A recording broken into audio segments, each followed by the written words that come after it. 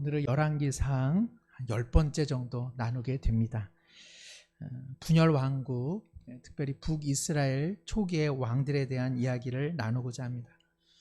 여러 차례 말씀은 드렸습니다마는 솔로몬 사후에 통일 왕국이었던 이스라엘은 남유다와 북이스라엘로 분열이 되었죠. 남유다는 르호보암을 시작으로 아비암 그리고 아사로 이렇게 왕위가 계승되었습니다. 여로보암을 시작으로 한 북이스라엘은 그 왕위 계승이 남유다보다는 상당히 불안정했습니다. 예를 들면 여로보암 이후에 나답이라고 하는 그의 아들이 계승했지만 이후에 모반이 일어나서 바하사가 정권을 장악합니다. 그리고 그의 아들 엘라가 잠깐 통치를 했다가 이후에 다시 시므리라고 하는 자가 모반을 일으키고 그리고 시므리 이후에는 또 오므리라고 하는 사람이 모반을 일으켜서 정권을 장악하게 됩니다. 그리고 오므리의 아들이 그 유명한 가장 악한 왕 아합입니다. 여기서 주목되는 것은 남유다는 그래도 르호보암 이후에 아비암이 통치하고 그리고 아사가 무려 한 40여 년을 통치하는데 이 아사의 시절에 북이스라엘은 무려 한 6명 정도의 이 왕이 계속 바뀌는 이런 불안정한 양태를 보여주었습니다. 북이스라엘이 주전 예수님 오시기 전에 722년에 아수르에 의해서 멸망을 당하는데 한 210년 정도 지속된 왕조입니다. 그런데 무려 19명의 왕들이 수시로 교체가 되었습니다. 이 19명의 왕들 중에 선한 왕이 있었을까요? 없었을까요? 북이스라엘에는 한 명도 없었습니다. 그래서 여호와 보시기에 혹은 다윗의 길을 걸어갔다 이런 왕이 북이스라엘에는 아예 없었습니다. 다 나쁜 왕들, 다 불의한 왕들이었습니다. 여로보암이 20여 년 통치한 이후에 나답이 이제 아버지의 왕위를 계승했습니다. 그런데 2년 만에 마감합니다. 바하사라고 하는 자가 이제 모반을 일으켜서 암살을 합니다. 그 암살도요, 이 19명 중에 무려 7명이나 북이스라엘 왕들은 암살을 당했습니다. 그 암살의 첫 희생자가 여로보암의 아들 나답이었습니다. 여로보암과 나답으로 졸지에 여로보암의 왕조는 사라지고 맙니다. 이제 바하사가 그 집안을 장악을 하게 되고 그리고 완전히 멸망시켜 버립니다. 정치적으로 보면 권력 투쟁의 결과였지만 오늘 본문의 말씀처럼 일찍이 하나님의 선지자 아이야가 여로보암이 하나님을 등 뒤로 던져버리고 우상의 길을 따라간 것을 보고 너와 내 집이 멸망을 당하게 될 것이라 심판을 전했습니다.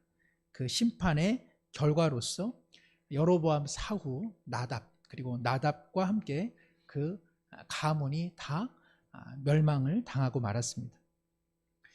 열왕기상 15장 26절에 여호와 보시기에 악을 행하고 그 아버지의 길로 행하며 그가 이스라엘에게 범하게 한 그 죄 중에 행하였다.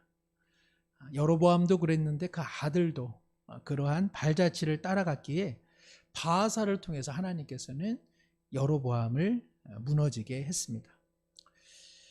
정치적으로 왕권을 창탈한 이 바하사, 새롭게 왕조를 하나 건설하면 나름대로 그래도 대의가 있을 거고 나름대로 무언가 새 나라를 만들려고 하는 결심이 있지 않겠습니까? 그러니까 바하사는 어땠을까요?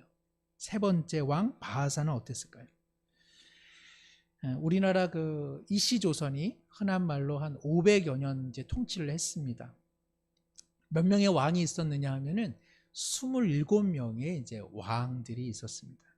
왕위 계승과 관련해서 기본적으로 조선은 이 그 적장자, 그러니까는 왕비의 첫 아들을 왕으로 계승한다. 이렇게 원칙을 세워두었습니다. 이 원칙이 얼마나 지켜졌을까요? 27명 이씨 왕조 기간 동안. 우리는 그냥 생각하면은 그냥 웬만하면 그 적장자, 장자들이 다 왕이 되었겠다 싶은데요. 실은 7명밖에 없습니다. 그러니까 27명 중에 7명만 적장자였고 진짜 그 장자들이었고요. 다 뭐 계비를 통해서 또는 다른 인척 관계로 왕권을 장악을 하게 된 것이죠. 이 적장자라고 하는 7명도 과히 성적표가 좋지가 않습니다. 그래서 이렇게 아버지의 장자라고 해서 왕권을 이어받았다, 좋은 통치를 한 왕들이 없습니다. 세종의 장남인 문종은요 37살에 등극을 했습니다. 왜 이렇게 늦게 등극을 했을까요? 우리의 위대하신 세종대왕님이 장수하셨기 때문에 그럽니다. 그래도 문종은요 한 25년 동안 이 아버지 세종을 보필하면서 상당한 영향력을 끼쳤다고 합니다. 그래서 세종의 후반기에 많은 업적은 이 문종과 관련이 있습니다. 그런데 안타깝게도 이 문종은 37세에 왕위를 받아서 2년밖에 즉위하지 못하고 통치하지 못하고 병으로 인해서 삶을 마감하게 됩니다. 문종의 적장자가 누구냐? 우리가 잘 아는 단종입니다. 이 아버지가 일찍 죽는 바람에 12살 이 단종이 적장자인 까닭에 왕위를 계승하게 되죠. 그러나 잘 아시는 것처럼 이 숙부인 수양대군이 그를 모시고 있는 신하들에 대한 불만 그리고 왕권에 대한 야욕으로 그가 결국은 7번째 조선시대의 왕, 즉 세조가 됩니다. 그래도요 우리가 아는 것처럼 세조가 그 왕권을 찬탈하는 그 기간은 비열했지만 그러나 그는 왕권의 정당성을 얻기 위해서 상당한 노력을 해서 조선 초반에 어떤 기틀을 다지는데 상당한 영향을 끼쳤다는 것을 우리는 잘 알고 있습니다. 이 정도 되면 우리도 여로보암이 죄로 인해서 하나님께 심판받았다면 이제 그 뒤를 잇는 바하사, 이 바하사도 뭔가 좀 하나님 나라를 향한 아름다운 명분을 갖고 북이스라엘을 통치해야 될 것 같은데 그렇지 않습니다. 오늘 본문 읽었던 것처럼 열왕기상 16장 1절에서 3절의 내용이 여호와의 말씀이 하나니의 아들 예후라고 하는 사람에게 임하였는데 그 예후가 이 바하사에게 하나님의 심판의 메시지를 전해줍니다. 2절에 내가 너를 티끌에서 들어 내 백성 이스라엘 위에 주권자로 세웠는데 네가 앞서 걸어갔던 패망의 왕 여로보암의 길을 걸어가고 있느냐? 내 백성을 범죄하게 했고 그로 인해 나를 노엽게 하였으니 내가 너 바하사와 내 집을 쓸어버리되 누구와 같이? 앞선 여로보암의 집과 같이 너도 멸망을 당하게 될 것이라고 성경은 말씀하고 있습니다. 특별히 2절에 하나님께서는 바하사를 향해서 뭐라고 말씀하셨습니까? 너가 티끌 같은 인생이었는데 내가 내 백성 이스라엘의 주권자로 내가 삼아 주었거늘 너는 무엇을 하고 있느냐 이야기하고 있습니다. 여기 티끌이라고 하는 것은 먼지이죠. 우리가 다 티끌이고 다 먼지 같습니다. 우리 둘째 아이가 아주 오래된 노래 중에 먼지가 되어라는 노래가 있습니다. 근데 요즘에 그 노래를 열심히 부릅니다. 먼지가 되어 날아가야지. 다 우리가 먼지 같은 인생이라서 그냥 다 날아다니고 사라지고 마는 인생인데 하나님께서 우리를 세우셔서 자녀 삼아주시고 또 하나님의 거룩한 백성 삼아주십니다. 바하사도 그렇습니다. 먼지 같은 인생, 티끌 같은 인생이었는데 하나님께서 자기 백성인 북이스라엘의 통치자로 세워서 여로보암이 하지 못했던 일, 즉 공의와 정의를 대신하는 귀한 통치자의 길을 그에게 기회로서 주신 것이죠. 그런데 놀랍게도 이 바하사는 여로보암을 죽이고 찬탈한 정권을 가지고 그 역시 여로보암의 길을 가고 말았던 것입니다. 우리는 이를 통해서 한두 가지 알게 되는 것. 하나는 하나님께서는 악한 자를 통해서도 일을 하실까요? 못 하실까요? 하나님께서는 악한 자를 통해서도 일을 하신다. 즉 여로보암을 심판하시기 위해서 바하사 같은 나쁜 사람도 하나님께서 때때로 사용을 하신다는 것입니다. 그러나 여기서 중요한 것은 하나님께서 이 악한 자를 사용하신다고 해요. 하나님께서 악한 자를 또 악한 사람들, 악한 죄를 조성하시거나 만드시는 분은 아니라는 사실을 꼭 기억해야 합니다. 하나님께서는 악한 사람들을 통해서 하나님의 뜻을 이루십니다. 이것은 무엇을 의미하느냐? 하나님께서는 죄된 이 세상에 인간 군상들의 죄와 욕심을 통해서도 하나님의 빛 대신 역사를 이뤄가실 수 있다는 것입니다. 그들이 아무리 죄악이 많다 할지라도 빛이 그 죄악을 이김으로 하나님께서는 그들의 죄악에 방해를 받지 않고 하나님이 원하시는 그 나라를 건설해 가고 계시다는 사실입니다. 우리가 악한 세상에서 악한 자들로 인해 탄식할 수는 있지만 완전히 절망하지 않을 수 있는 까닭이 여기에 있습니다. 하나님께서 악한 자들에 의해 무너지는 분이라면 우리는 비탄해할 수밖에 없습니다. 그러나 하나님께서는 악한 자들을 통해서도 하나님의 뜻을 이뤄 가십니다. 가장 그 극명한 예가 무엇입니까?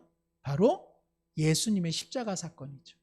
유대인들과 관리와 로마의 악한 자들이 도모했는데 하나님은 그들의 악한 것을 통하여서 오히려 그리스도의 순환을 통해 우리를 구원하셨습니다.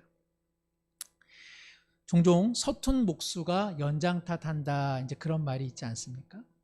서툰 목수가 자기 실력 없음은 이야기하지 않고 야, 이 연장이 구질구질하고 연장이 낡아서 내가 이렇게 못한다라고 말하는 것이죠.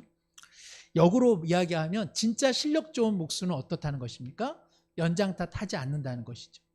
연장이 낡고 연장이 오래되었어도 그 연장 가지고도 기가 막힌 것들을 만들어내는 실력자, 그것이 좋은 목수라 할 수 있습니다. 하나님께서는 탁월한 목수이십니다. 그렇기 때문에 연장이 참 못나고 연장이 참 부실해도 그 연장을 가지고서도 하나님께서는 하나님이 이루시고자 하는 모든 것들을 다 성취할 수 있다는 것입니다. 그래서 하나님께서는 바사 같은 자도 사용하십니다. 이스라엘을 심판하실 때 아수르도 사용하시고 유다를 징벌하실 때 바벨론도 사용하시는 까닭이 바로 여기에 있습니다. 그러나 여기서 주의할 것은 하나님 앞에 쓰임받았다 하여 그 도구가 다 선한 것은 아닙니다. 때때로 누군가 하나님께 쓰임받은 것을 가지고 하나님께 쓰임받았으니까 그것이 온당하다라고 말하면 그것은 잘못된 성경관입니다.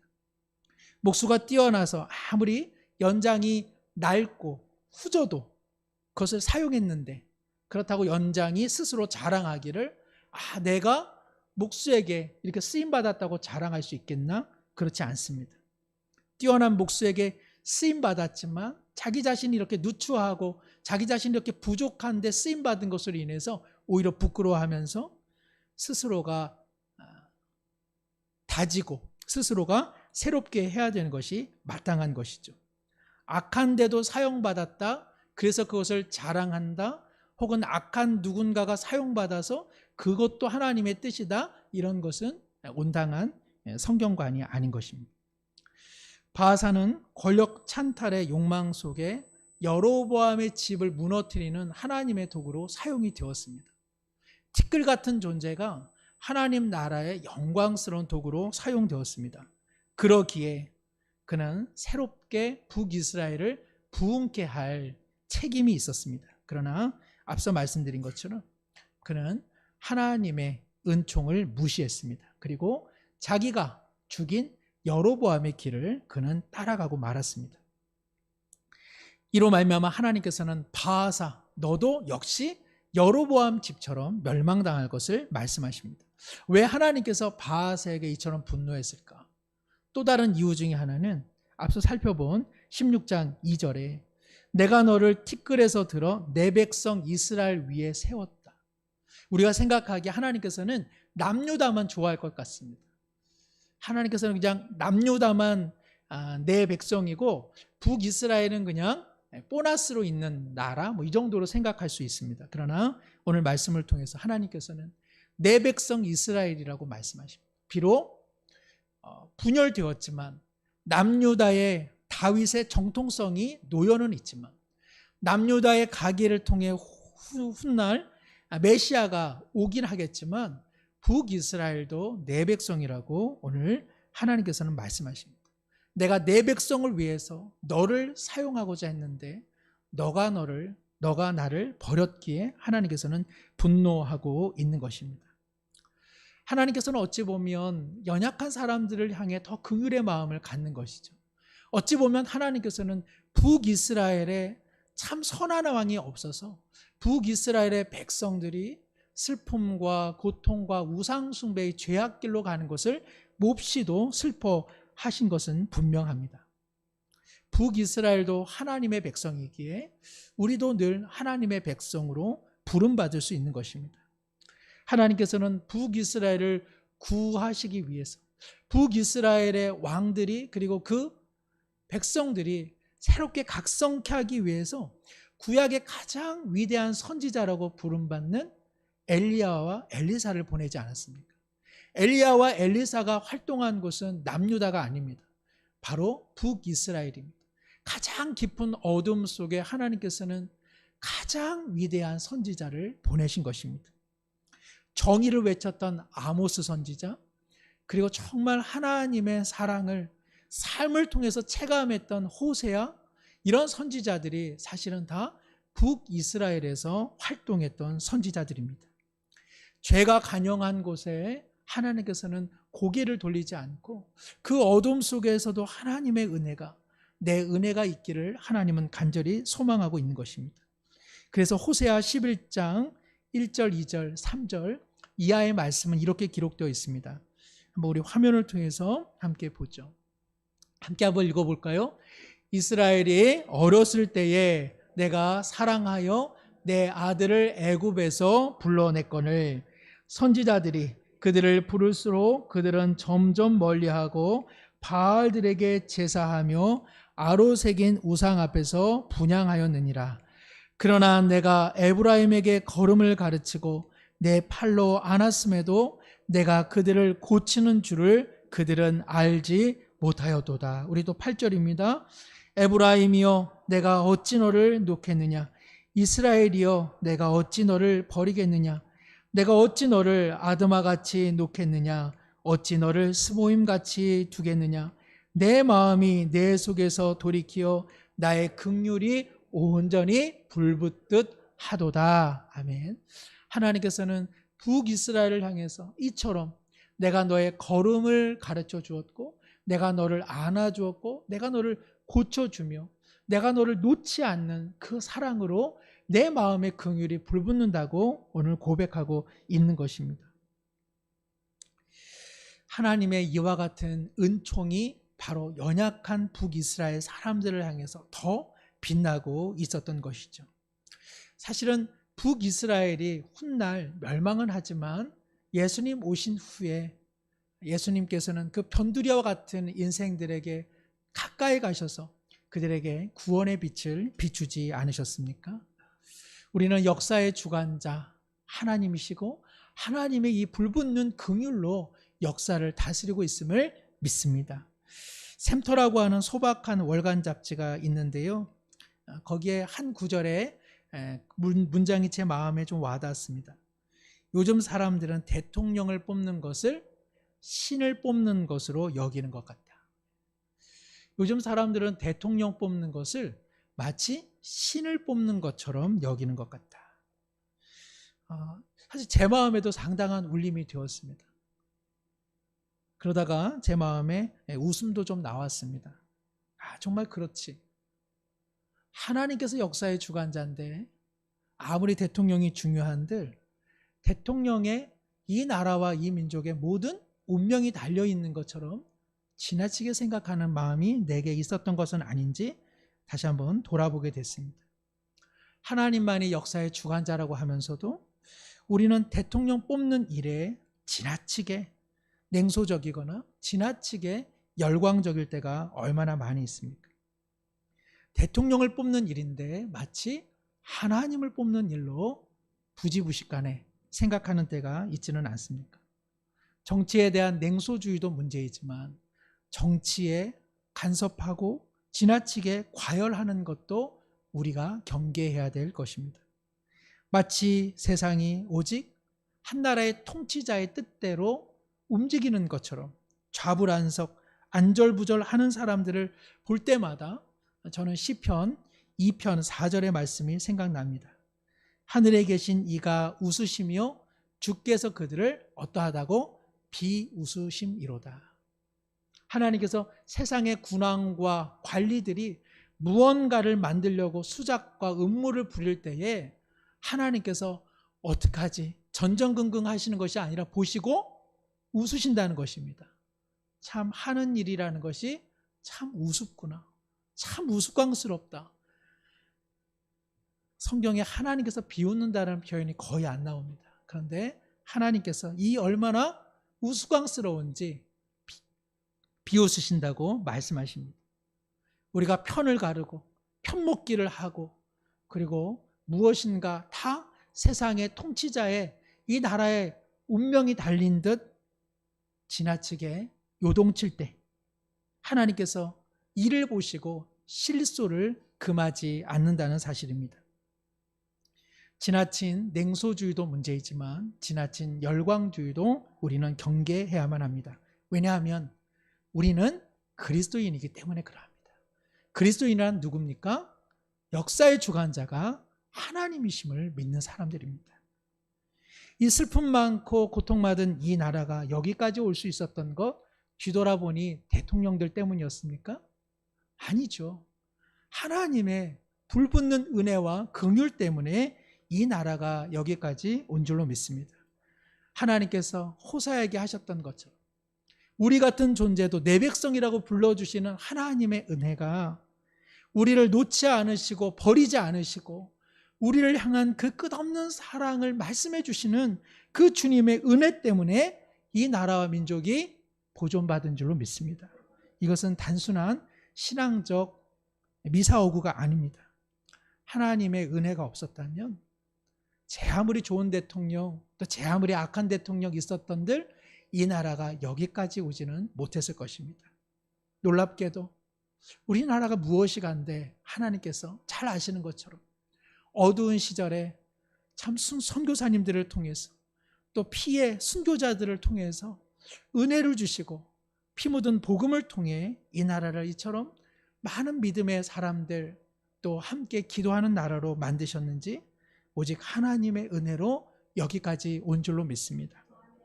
우리 같은 자, 우리 같은 민족, 우리 같은 사람, 내 백성이라고 일컬어 주시는 주님을 볼 때에 우리 모두가 해야 될 일은 무엇입니까? 탁월하신 역사의 주관자이신 하나님, 그 하나님께서는 어둠조차도 하나님 나라를 건설하는 재료로 삼으시나니 그 주님을 믿으면서 우리는 그리스도인답게 역사의 주관자는 오직 하나님이심을 믿는 그리스도인답게 우리가 가야 할 사랑의 길 그리고 공의의 길을 저벅저벅 걸어가야 될 줄로 믿습니다. 이제 바하사가 죽고 그의 아들 엘라가 즉위를 합니다. 그러나 하나님께서 심판의 메시지를 주신 것처럼 엘라 역시 즉위 2년 만에 시므리라고 하는 지휘관을 통해서 살해당합니다. 이래서 시므리가 왕이 됩니다. 여로보암 왕조가 2대 만에 무너졌는데요. 이 바하사 왕조도 2대 만에 무너집니다.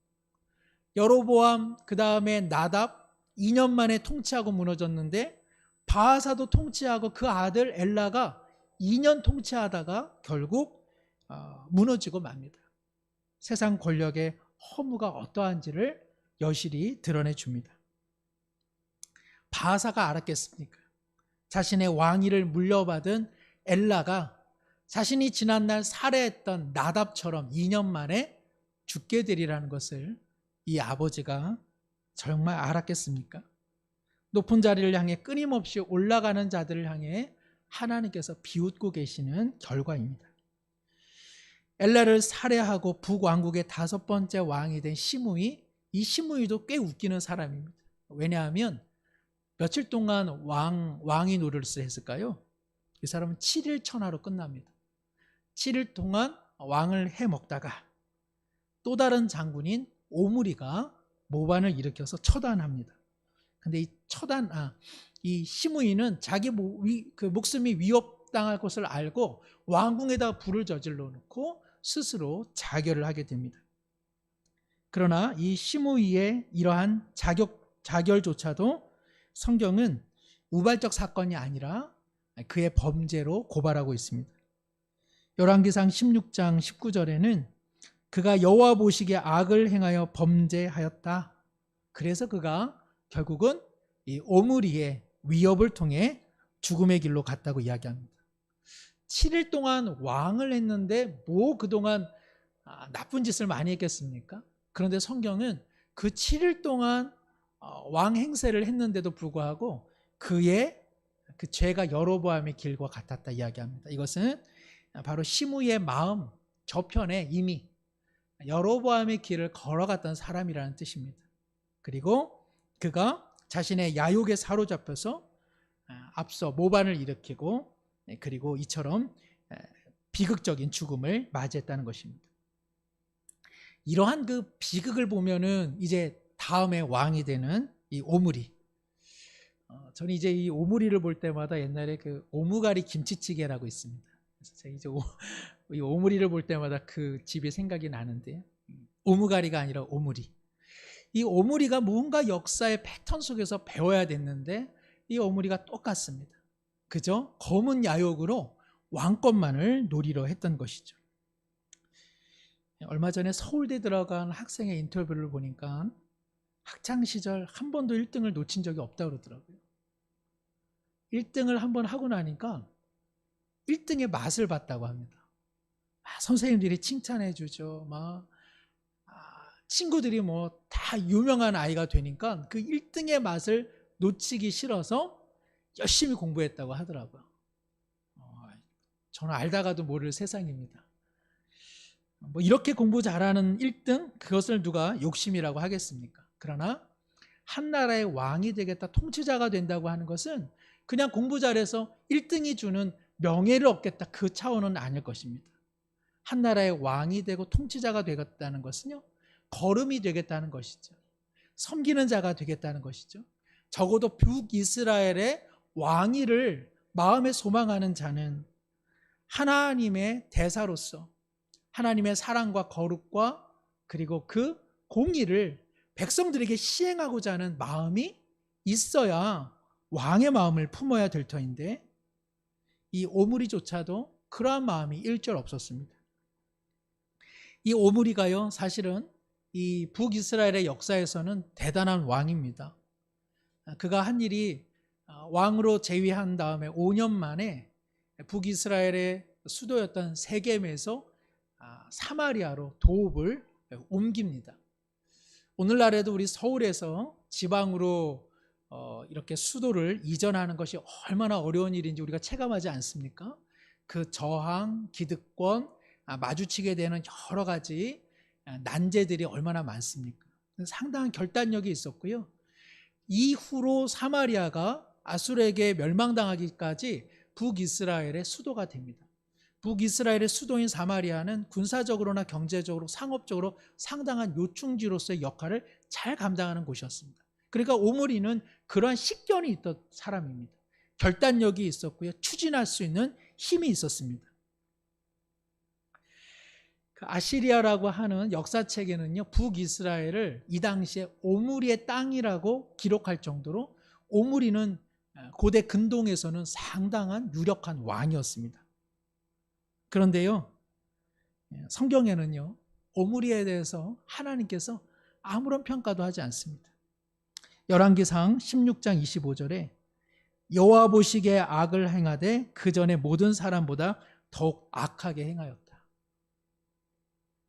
이게 정말 오므리가 알면 정말 팔짝 뛸 노릇이죠. 그렇게 북이스라엘을 나름대로 부강시켰는데 하나님께서 주신 성적표에는 뭐라고 되어 있다고요? 여호와 보시기에 악을 행하되 그 전에 모든 사람보다 더욱 악하게 행하였다. 그는 지독히 나쁜 왕이었다는 것, 그것이 그가 받은 성적표의 전부였습니다.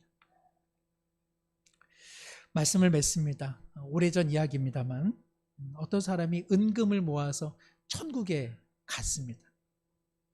자기가 모은 은금을 그냥 가방 트렁크에다 한 짐 실어가지고 어떻게 하든지 하나님께 환심을 살려고 이 은금을 이제 가지고 천국문에 다다른 거죠. 천사가 마중을 나왔습니다. 그리고는 천사가 이 사람을 보고 말하는 것이죠. 아니, 죽어서 여기에 왔는데 그 무거운 도로 포장재는 왜 들고 왔소? 천국에는 돌처럼 흔한 것이 은금인지라 이 은금을 그냥 가지고 도로 포장재로 사용하는데 그 포장재를 가지고 왔으니까 이 천사가 보기 얼마나 우스꽝스럽겠습니까? 우리가 하나님 앞에 가져갈 것 상당히 우스꽝스러운 게 많지 않겠습니까? 그게 뭔데 그걸 가져왔냐? 그게 뭘 필요 있는데 그걸 가져왔냐? 말씀할 것들을 오늘 우리는 살아가면서 꼬박꼬박 모으면서 살아가고 있는 것은 아닌지 모르겠습니다. 권력과 명예, 힘과 지위, 우리가 세상에서 얻은 많은 상장과 계급과 딱지들, 다 그런 것 하나님 보시기에는 아무것도 아닌데, 여로보암과 나답, 바하사와 엘라, 그리고 시므리와 그리고 오므리까지, 그리고 그의 뒤를 잇는 아합까지, 정말 다 형편없는 것들을 이 세상에서 모으느라 기진맥진하다가 비극적인 운명을 맞이하고 말았습니다. 그들은 나름대로 북이스라엘의 왕이 되려 했고 그 왕이 되는 꿈을 이룬 사람들입니다. 그러나 너나 할 것 없이 가장 비참했고 행복하지 못했고 하나님 앞에 악한 인생이라 부름받았을 뿐입니다. 하나님께 쓰임받았던 C.T. 스터드라고 하는 유명한 선교사가 있습니다. 그는 그야말로 장래가 정말 촉망받는 젊은이였지만 하나님께서 너를 원한다 라고 하는 내용의 선교 문구를 보고 그는 하나님께 투신을 했습니다.